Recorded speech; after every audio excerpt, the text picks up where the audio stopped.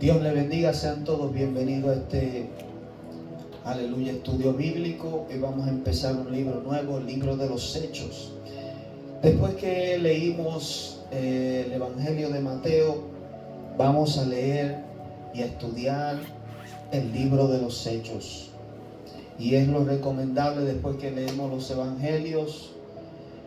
El libro de los Hechos es un libro histórico donde Lucas, aleluya, el mismo que escribió el Evangelio de Lucas, escribe el libro de los Hechos para dar a conocer y entender cómo la iglesia empezó sus inicios, cómo la iglesia vivía, cómo la iglesia debía conducirse, manejarse. Y es un libro que nos da ejemplo de cómo la iglesia, nosotros como pueblo de Dios, debemos caminar, ser conducidos, lo que el Espíritu Santo, cuando vino, descendió, sucedió entre los santos. Y esto es, aleluya, lo que Lucas, un médico, aleluya, escribió. Él andaba con Pablo, era un discípulo de Cristo, y escribió el Evangelio de Lucas en orden. Es uno de los evangelios de los 4 que es extenso y detallado en cuanto a el nacimiento, la vida, la muerte y la resurrección del Señor Jesucristo. Y entonces vamos a estudiar este libro que es muy, muy importante, y aquí vamos a conocer base de lo que es la vida cristiana y lo que implica. Aleluya. Empezamos en el capítulo 1. El titulado dice: la promesa del Espíritu Santo. Leemos en el nombre del Padre, del Hijo y del Espíritu Santo. Amén. En el primer tratado, oh Teófilo, y es a esta persona quien Lucas le escribe. Y en el primer tratado, queriendo decir el Evangelio, él escribió estas cosas para que esta persona que había creído en el Señor Jesucristo tuviera un récord de la vida, la muerte de Jesucristo, lo que Él enseñó para fortalecer la fe, y por ende para nosotros también. Pues dice: en el primer tratado, oh Teófilo, hablé acerca de todas las cosas que Jesús comenzó a hacer y a enseñar, hasta el día en que fue recibido arriba, después de haber dado mandamientos por el Espíritu Santo a los apóstoles que había escogido. Aleluya. Como hablábamos antes, aquí él explica y le dice cuál es el propósito del libro, por qué él escribe estas cosas. En los evangelios le habló de la vida, de los mandamientos del Señor, lo cual es importante. ¿Cómo podremos nosotros saber? Y mire que muchas personas dicen: bueno, la Biblia fue escrita por hombres. Claramente no va a ser escrita por un caballo. Este es un mundo de hombres. Dios estableció en la tierra hombres, y Dios inspiró hombres para que se escribieran estas cosas, para que entonces nosotros los creyentes pudiéramos creer. En ese tiempo no habían celulares, en ese tiempo no habían tabletas, lo que había era papiros, y por ende, para que hubiera un récord de todas las cosas, ellos pusieron estas cosas en papel para todos aquellos que tal vez o que no habían visto al Señor Jesucristo, pues creyeran también. Versículo 3 dice: a quienes también, después de haber padecido, se presentó vivo con muchas pruebas indubitables, apareciéndoles durante 40 días y hablándoles acerca del reino de Dios. ¿Por qué es importante todos estos datos? Porque descartan la incredulidad de muchos que dicen: bueno, el Señor Jesucristo vivió, sí existió, pero eso de que resucitó, no, eso no se puede creer. Pero estamos hablando de hombres como Lucas que estuvieron entre los discípulos, entre los apóstoles. Él mismo dice que él investigó con diligencia. Lo más probable era que había conocido a la madre de Jesús. Estaba cerca de Pablo, quien le había sido revelado el evangelio en detalles. Y acerca de toda esta información, entonces él crea este libro y dice que aquí también, después de haber padecido, se presentó vivo con muchas pruebas por 40 días, no solamente un día. El Señor Jesucristo se apareció por 40 días a los discípulos, hablándoles del reino, instruyéndoles, diciéndoles las cosas que ellos tenían que hacer, y también con señales, con prueba de que Él había resucitado. Y estando juntos, les mandó que no se fueran de Jerusalén, sino que esperaran la promesa del Padre, la cual les dijo: oísteis de mí, porque Juan ciertamente bautizó con agua, mas vosotros seréis bautizados con el Espíritu Santo dentro de no muchos días. Y específicamente aquí él dice algo importante que es para toda la iglesia, independientemente de lo que otras religiones crean. Oiga lo que dice aquí: porque Juan ciertamente bautizó con agua, y nosotros nos bautizamos en agua también, ¿sí o no?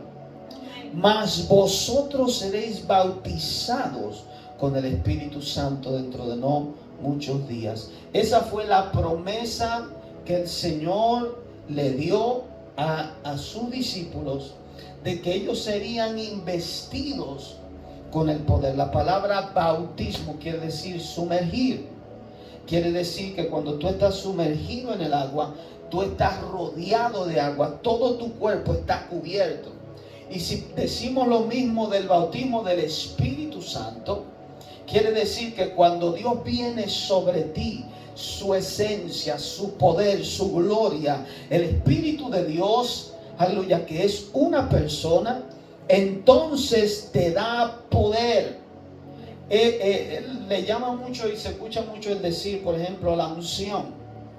La unción es simplemente, en términos físicos, es cuando tú coges aceite y lo frotas en un lugar o en tu cuerpo. Y la unción es un símbolo del Espíritu Santo. El Espíritu Santo no es un aceite, Él no es una unción, pero se dicen estos términos para darte a entender una realidad espiritual, de que el Espíritu Santo, cuando viene sobre una persona y lo bautiza, es como si frotara su esencia sobre esa persona, y hay un poder sobrenatural en esa persona que puede manifestar, ya sea con profecía, con milagros, con señales.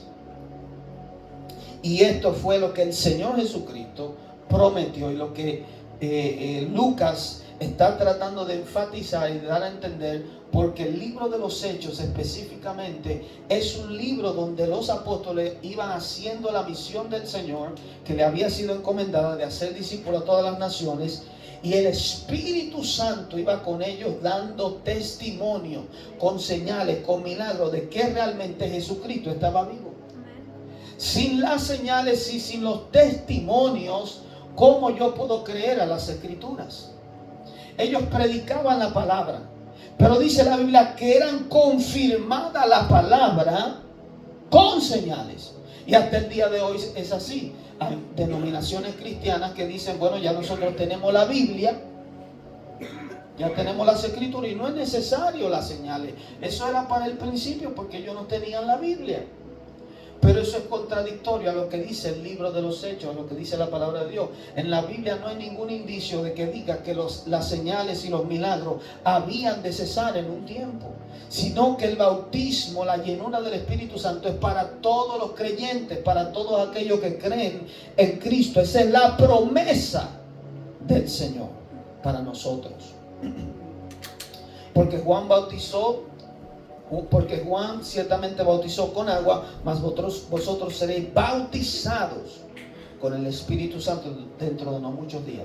Y el bautismo del Espíritu Santo es algo que todo cristiano debe anhelar, debe buscar, así como los apóstoles, aleluya, tuvieron un tiempo de espera. Después de 40 días que el Señor Jesucristo ascendió al cielo, le tocó esperar 10 días más en oración, buscando a Dios, y luego vino el bautismo.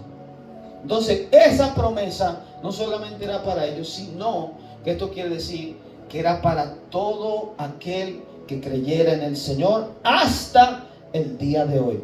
Hay personas que yo veo que no les interesa, que no buscan el bautismo del Espíritu Santo, se encuentran que hablar en lenguas, en otras lenguas angelicales o espirituales es algo extraño, algo raro. Han demonizado, lo han puesto como que esto es malo en varias denominaciones de la iglesia cristiana. Pero aquí la Biblia, y por eso es importante estudiar este libro, entender que esto es para hoy y que esto es para el creyente. La ascensión, versículo 6, dice: entonces los que se habían reunido le preguntaron diciendo: Señor, y esto es en el momento que el Señor Jesucristo se encuentra con ellos en el Monte de los Olivos y Él está a punto de ser tomado al cielo. Dice: Señor, ¿restaurarás el reino de Israel en este tiempo? ¿Y por qué ellos le hacen esta pregunta al Señor? Ellos entienden que Jesús, ok, resucitaste, nos viniste a salvar, pero ahora te vas a ir. Y ellos le preguntan: el reino de Israel, el reino que era de Salomón, de David, esa gloria que existía, ese reino que estaba, aleluya, en el Viejo Testamento, donde Israel era libre, donde no estaba bajo la opresión del imperio romano, ¿lo vas a restaurar en este tiempo? Ellos les preocupaba esto. Ellos querían ser libres de los taxes, de la opresión de los romanos. Ellos entendían que Cristo, como Mesías, venía a libertarlos de esto. Y el Señor en el versículo 7 le dice, y les dijo: no os toca a vosotros saber los tiempos o las sazones que el Padre puso en su sola potestad. En otras palabras, hay cosas que a ustedes no les toca saber. Muchas veces nosotros mismos tenemos preguntas, queremos que Dios nos conteste. Hay cosas que la buscamos en la Biblia. Hay cosas, aleluya, como por ejemplo el día y la hora de la venida de Cristo, que no nos toca a nosotros saber, solo a Dios. Hay cosas que nosotros queremos saber de la eternidad, qué vamos a hacer en el cielo eternamente, cuál es el plan de Dios. Hay cosas que llevan su tiempo saberla, y el Señor aquí le deja saber a ellos: no le toca a ustedes saber esto aún. Esto está bajo la potestad de Dios. El Señor tiene un tiempo para restaurar a Israel, porque sí, ellos entendían que Dios lo iba a hacer. Es la profecía, es la promesa. Pero el Señor le está diciendo: no es el tiempo, no les toca a ustedes saber este tiempo todavía, sino que el Padre ha reservado esto en su potestad. Por eso, si hay cosas que todavía uno a veces en las escrituras, a veces tú no la entiendes, a su tiempo el Señor te la dejará saber. Dice el versículo 8: pero recibiréis poder. ¿Qué dice? Recibiréis poder cuando haya venido sobre vosotros el Espíritu Santo. ¿Para qué es el poder? Aquí dice el Señor: y me seréis testigos en Jerusalén, en toda Judea, en Samaria y hasta lo último de la tierra. Y esto no se lo dice simplemente a los apóstoles. Eso se lo está diciendo a toda la iglesia. Porque los que estaban allí, los apóstoles, aunque predicaron en ese mundo, en ese tiempo, en el mundo que ellos conocían, no llegaron a los confines de la tierra. Mas sin embargo, era la voluntad del Señor que su evangelio llegara hasta el mundo entero, como hoy es posible. Por ende, este mandato es para toda la iglesia. Y fíjense que el Señor le dice: pero recibiréis poder. Y por eso es que es necesario el bautismo del Espíritu Santo. Hay personas que lo menosprecian, que no lo buscan. Jesús dio a entender que para poder predicar este evangelio y ser testigo de Cristo, ¿qué es un testigo? Es una persona que vio un hecho y puede hablar y decir lo que vio. Un testigo es una persona ocular que presenció, puede testificar. Los apóstoles fueron testigos de que vieron a Jesús su vida, vieron cómo Él murió y lo vieron resucitado. Ahora, ¿quién le va a creer a ellos si Jesús se fue al cielo? ¿Quién le va a creer? Sino que cuando ellos digan Jesús está vivo, Él es el Hijo de Dios y resucitó, y hay un enfermo allí y ellos tienen el poder del Espíritu Santo para sanar, sabiendo que solamente Dios puede hacer estos milagros, quiere decir que estas palabras que yo estoy hablando, el Dios del cielo me está respaldando y está dando Dios testimonio vivo de que Jesús está vivo a través de las señales. Pero si no hay señales, si no hay milagros, el evangelio sería como cualquier otra filosofía. Eso es lo que hace la diferencia entre el evangelio de Cristo. Por eso Pablo dice en 1 Corintios, el evangelio no es simplemente palabras, sino poder de Dios. Las palabras se confirman con el poder. Esa es la diferencia. Mohammed y Buda y todos los religiosos por ahí pueden decir lo que quieran. Yo necesito ver evidencia, porque yo me puedo, es real, yo me puedo inventar una religión, yo puedo inventarme un Dios. Y por ejemplo, entre los hindúes tienen miles de dioses. ¿Dónde está la evidencia de que esos dioses son reales? ¿Dónde está el poder? Si Dios es Dios que creó el universo y es inteligente para crear el cielo, la tierra y todo lo que existe, Él tiene que ser capaz de hablarle a la humanidad. Él tiene que ser capaz de mostrar su poder por encima de lo natural. Como Jesús, que caminó sobre las aguas. ¿Quién puede caminar sobre las aguas? Solamente alguien que camine con el poder de Dios. Entonces, por eso el Señor le está diciendo, para este poder que va a venir sobre ustedes, es para que me sean testigos. Es para que ustedes le muestren al mundo y le digan, Jesús, yo, el Hijo de Dios, estoy vivo, soy real. Pero recibiréis poder cuando haya venido sobre vosotros. Y dice algo, cuando haya venido sobre vosotros. El Señor en el libro de Juan habló de que el Espíritu Santo iba a estar dentro de los discípulos y que estaba con los discípulos. Son tres diferentes palabras. El Espíritu Santo está conmigo, el Espíritu Santo está dentro de mí, pero el Espíritu Santo puede venir sobre mí. Cuando viene sobre ti es para darte poder. Cuando está contigo es para convencerte de que Cristo es real, para convencer al incrédulo y para estar con Él como Jesucristo prometió, para hacerle compañía. Pero dentro de ti, viviendo dentro de ti, es para que tú seas templo de Dios, para que tú, aleluya, tengas una relación íntima con Él. ¿Qué más tan cercano quiere estar Dios de ti? Dentro. Por eso es que le decimos a las personas, cuando tú hagas la profesión de fe, muchas veces le decimos, Señor, ven dentro de mí, ven, entra a mi corazón, te hago dueño de mi vida. El deseo de Dios siempre ha sido habitar dentro del hombre. Eso fue lo que Adán perdió, el Espíritu Santo. Cuando Adán pecó, que se sintió desnudo, fue porque la gloria de Dios, el Espíritu de Dios, la vida eterna que él cargaba, se apartó de él. Aleluya.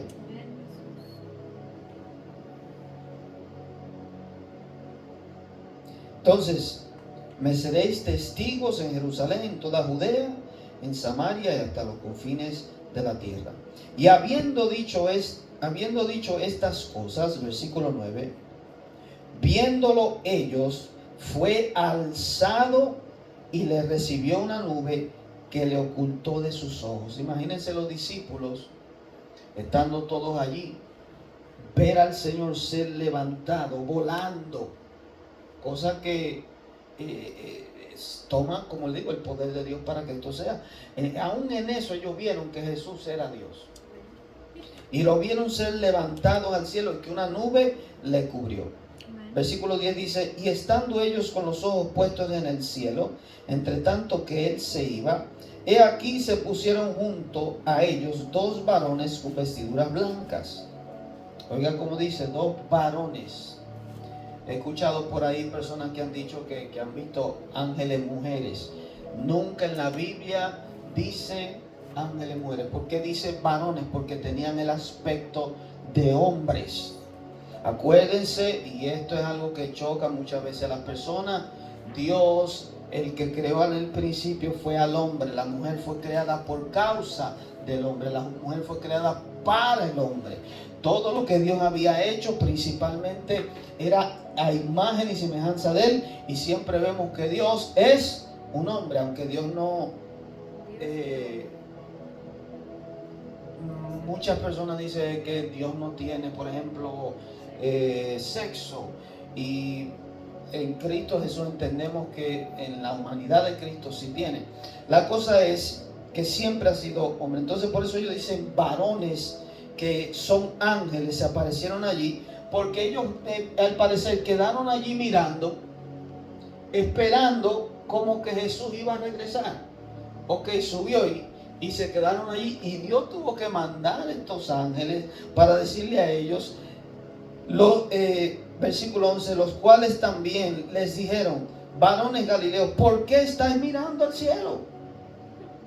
Ellos estaban allí como esperando, y le pregunta: ¿por qué estáis mirando al cielo? Este mismo Jesús que ha sido tomado de vosotros al cielo, así vendrá como le habéis visto ir al cielo. Esta es la palabra que nos deja saber que a menos que nosotros veamos a Jesús venir del cielo, ninguno aquí que diga que es el Mesías, ninguno aquí que diga que es el Cristo, no vayan a buscarlo, no vayan a nada. Puede hacer milagros, puede caminar sobre las aguas, puede sanar a los enfermos, puede hacer lo que sea, puede demostrar poder. Si no lo vemos venir en las nubes, que todo ojo le vea, no es válido. Esta es la palabra de Dios a través de sus ángeles que les dijo a ellos. Y ellos por eso entendieron que Jesús habría de regresar. Esta es la promesa del Señor que nos dice: Él va a regresar a la tierra, porque Jesús, una vez que resucita, la tierra le pertenece. Él le quitó el dominio a Satanás.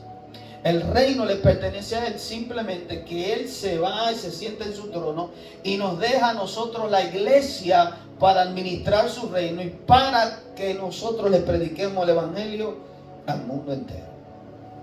Esta es la misión que el Señor nos dio, y eso es lo que vamos a ver en este libro: cómo los apóstoles vivían su vida, y su misión, su vida diaria, era predicar el evangelio, demostrar que Jesucristo estaba vivo a través de señales y prodigios, y compartir y vivir una vida santa con los santos del Señor, con los hijos de Dios. Amén. Versículo 12, elección del sucesor de Judas. Sabemos que Judas, el discípulo apóstol que traicionó al Señor Jesucristo, pues él fue con el dinero que adquirió y de la culpa que tenía, se ahorcó. Y entonces aquí, ellos entienden que el Señor estableció 12 discípulos, pero que había uno que faltaba. Y eso es lo que vamos a leer. Dice: entonces volvieron a Jerusalén desde el monte que se llama del Olivar, el cual está cerca de Jerusalén, camino de un día de reposo. Y entrados, subieron al aposento alto, donde moraba Pedro y Jacobo, Juan, Andrés, Felipe, Tomás, Bartolomé, Mateo, Jacobo, hijo de Alfeo, Simón el celote y Judas el hermano de Jacobo. Estos son los 12 o los 11 apóstoles. Todos estos perseveraban unánimes en oración y ruego. ¿Qué dice? Perseveraban unánimes. Desde que el Señor Jesucristo partió, ellos quedaron juntos. Una de las cosas que la iglesia tiene hoy, que anda dividida. Y la palabra unánime aparece varias veces en cuanto a la iglesia, como se le llama la iglesia primitiva. La iglesia cuando empezó, ¿qué estaban haciendo? Orando, rogando al Señor, unánimes. ¿Con quién? Con las mujeres y con María, la madre de Jesús. Aún María, la madre de Jesús, estaba entre ellos como discípulo del Señor, orando, y fue una de las que recibió también el bautismo del Espíritu Santo, y estaba orando con ellos. Y dice, y con sus hermanos. Los hermanos del Señor Jesucristo no creían en Él mientras estaba en su ministerio aquí en la tierra. Mas cuando el Señor resucita, sus hermanos, Jacobo siendo uno de ellos, se une y creen en el Señor Jesucristo como el Mesías. Por eso es que Pablo dice que ya el Señor Jesucristo no lo conocemos como hombre, porque Él vivió aquí su vida donde tuvo madre, tuvo hermanos, tuvo...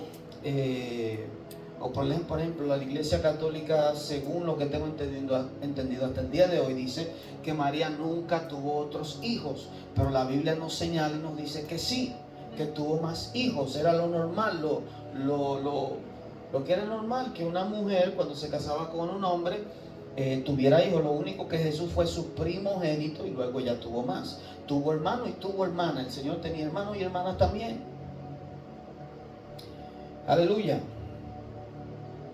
Y todos estos se habían añadido y habían creído en el Señor como su Salvador. En aquellos días Pedro se levantó en medio de los hermanos, y los reunidos eran como 120 en número. ¿Cuántos habían reunidos en el aposento? 120 estaban reunidos, estaban orando, estaban allí esperando la promesa del Espíritu Santo. Y dijo, y claramente aquí vemos a Pedro como líder, ¿verdad?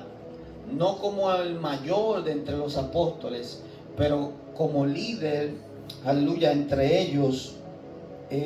Se levanta y dice esto: varones hermanos, era necesario que se cumpliese la escritura en que el Espíritu Santo habló antes por boca de David acerca de Judas, que fue guía de los que prendieron a Jesús.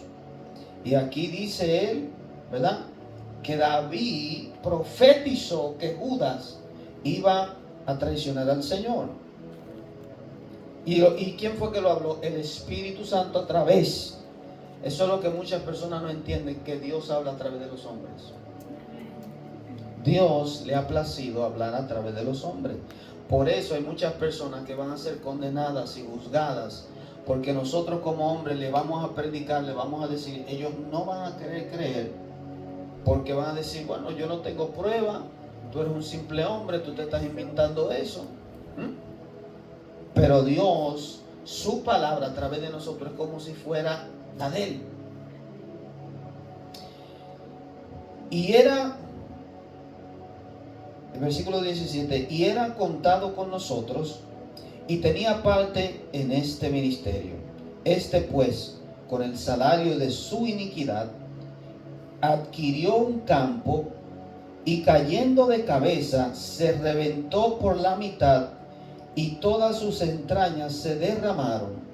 Oiga bien, aquí hay personas que dicen que hay una contradicción, porque en el Evangelio, en los Evangelios dice que él se ahorcó. Ahora, aquí no hay ninguna contradicción, porque simplemente lo que sucedió fue, él fue con ese dinero, después que él lo tiró ante los sacerdotes, ¿verdad? Él con parte de ese dinero fue y compró un campo, compró una tierra. Eso es lo que él quería, ¿verdad? ¿Qué tú haces con una cantidad así de dinero? Compró una tierra. Y acuérdense que él era el que tenía también la bolsa de las ofrendas. Lo que le entraba al ministerio del Señor Jesucristo para dar a los pobres, él lo tenía, aparte de ese dinero que él había cogido, el cual él tiró delante de los sacerdotes. Fue y compró un campo. ¿Y qué pasa? Que él viene y se ahorca, y al parecer, al ahorcarse, en el lugar alto, la rama se rompió y él cayó de cabeza y se rompió, como dice aquí. Eso es lo que está hablando aquí. Pero hay personas que dicen, no, hay una contradicción, porque aquí dice que él se cayó y se rompió la cabeza y en el otro lugar dice que se ahorcó. Simplemente los detalles cuando dicen que él se ahorcó no están ahí, pero lo dice aquí en el libro de los Hechos. Este pues con el salario de su iniquidad adquirió un campo y cayendo de cabeza se reventó por la mitad y todas sus entrañas se derramaron. Y fue notorio a todos los habitantes de Jerusalén, de tal manera que aquel campo se llama en su propia lengua Aceldama, que quiere decir campo de sangre. Porque está escrito en el libro de los Salmos: sea hecha desierta su habitación y no haya quien more en ella, y tome otro su oficio. Pedro, sabiendo esta profecía, entiende que quiere decir que alguien debe sustituir a Judas, porque el orden de Dios siempre ha sido 12. 12 tribus es el número que representa el orden, el gobierno de Dios.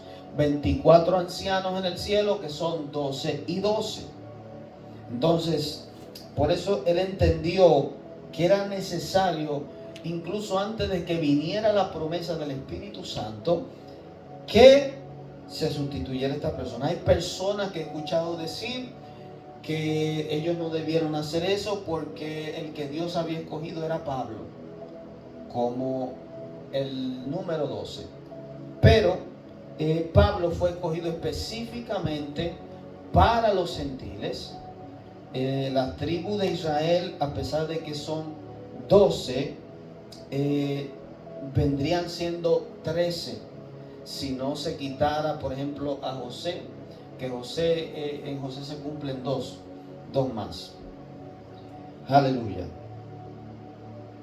Dice, tome otro su oficio. Es necesario pues que de estos hombres que han estado juntos, y oiga esto bien, con nosotros, todo el tiempo que el Señor Jesús entraba y salía entre nosotros, comenzando desde el bautismo de Juan hasta el día en que de entre nosotros fue recibido arriba, uno sea hecho testigo con nosotros de su resurrección. Oiga el requisito que ponen para ser apóstol. Hoy en día hay personas que se dicen ser apóstoles. Yo no veo evidencia para eso en las Escrituras, sino que Jesús estableció 12 apóstoles, 12 escogidos, 12 enviados. Y uno de los requisitos era que había tenido que estar con Jesús desde el principio. Debió haber visto su ministerio estando con él hasta el día que hubiera sido tomado. Quiere decir que aparte de los 12 discípulos, había más discípulos con Jesús que andaban con él. Y entonces Pedro dice que este es uno de los requisitos para ser apóstoles, para ser testigo juntamente con ellos. Debía estar allí desde el principio, haber visto su vida, su muerte y su resurrección. Versículo 23. Y señalaron a 2. De los 120, escogieron 2. A José, llamado Barsabás, que tenía por sobrenombre Justo, y a Matías. Y orando dijeron: tú, Señor, que conoces los corazones de todos, muestra cuál de estos 2 has escogido para que tome la parte de este ministerio y apostolado de que cayó Judas por transgresión para irse a su propio lugar. Y les echaron suertes. Y la suerte cayó sobre Matías y fue contado con los 11 apóstoles. Otra cosa. ¿Por qué ellos escogieron suerte? Entre los cristianos decimos que la suerte no existe. Hay muchas personas que dicen la suerte no existe. Mas sin embargo aquí vemos que sí. ¿Qué es suerte? Suerte incluso se hacía para escoger o para dar el turno a los sacerdotes y a los sumos sacerdotes. ¿Qué es suerte? Simplemente ellos oraron, pidieron, porque hay personas que creen en la suerte como que es algo del universo, algo místico. Pero aquí vemos que la suerte es de Dios. ¿Quién es? Por ejemplo, si usted coge un dado que tiene del 1 al 6, ¿verdad? Y tú pones una opción en cada número. Señor, ¿cuál es el número que tú quieres? ¡Pa! Y quiere decir esto que entonces Dios tiene tanto poder que puede escoger esto. Eso hicieron, no sé si era con un dado, no sé con qué era. Simplemente pusieron suerte sobre ellos para saber, para determinar. Esto es algo que está en la Biblia. ¿Algo que nosotros deberíamos practicar en todo momento? No. Porque ya nosotros tenemos el Espíritu Santo, el cual podemos buscar en ayuno, en oración. Ahora, ¿esto es algo que es pecado? No es pecado.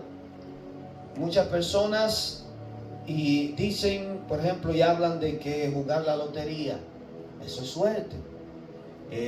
Jugar números, eso es suerte. Cosas así, a mi entender, no es algo que sería por ende pecado, de decir, eso es pecado hacerlo, pero también tenemos que entender que la Biblia dice, ¿por qué gastáis vuestro dinero en lo que no es pan? O sea, cosas así con el deseo de enriquecerte no convienen. La Biblia dice, todo me es lícito, mas no todo me conviene. Nosotros como cristianos no jugamos números, ni jugamos la lotería, ni nada de eso, porque nuestro deseo nunca el Señor nos ha enseñado hacernos ricos de esa manera o adquirir riqueza de esa manera, sino con el trabajo arduo. La Biblia dice que debemos de trabajar. Pero entonces aquí escogieron ese método. El Espíritu Santo no había todavía llegado y ellos oraron en fe de que la suerte había de caer sobre aquel que el Señor había escogido, y así lo hicieron. Amén. Pues bien, hasta aquí lo vamos a dejar.